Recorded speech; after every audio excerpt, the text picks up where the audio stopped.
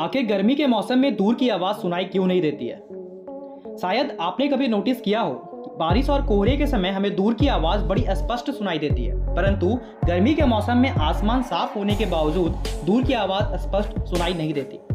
आइए समझते हैं कि इस अंतर के पीछे क्या कारण है। क्या यहाँ पे भी कोई फिजिक्स का सिद्धांत काम करता है या फिर गर्मी के मौसम में अपने कान खराब हो जाते हैं? सबसे पहले हमें ध्वनि की गति का सिद्धांत समझना होगा। ध्वनि दिव्यांग होता है, यानी कि वह अपने पैरों पर नहीं चल सकता। उसे आगे बढ़ने के लिए किसी मीडियम यानी कि माध्यम की जरूरत होती है। उस माध्यम को डेंसिटी यानी कि घनत्व कहते हैं। घनत्व जितनी ज्यादा होगी, ध्वनि की गति भी उतनी ही ज्यादा होगी। फिजिक्स का यही सिद्धांत अपने इस क्वेश्चन का आंसर है।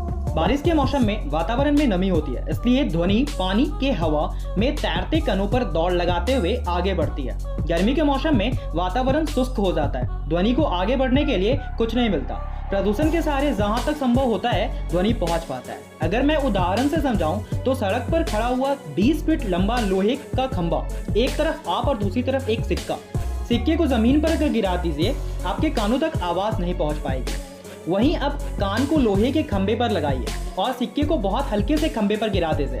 आपके कान में जो आवाज आएगी फिजिक्स के इस सिद्धांत को हमेशा के लिए फिक्स कर जाएगी। यानी कि हम सीधे शब्दों में यानी कि सिंपल शब्दों में ये कहे तो ध्वनि को मीडियम की आवश्यकता होती है और गर्मी के समय में उसे मीडियम नहीं मिल पाता क्योंकि वातावरण शुष्क होता है। दोस्तों, इस तरह का सवाल अगर आपके दिमाग में भी आता हो तो आप हमें कमेंट कर सकते हैं और साथ ही हमारे चैनल आखिर क्यों को सब्सक्राइब कीजिएगा।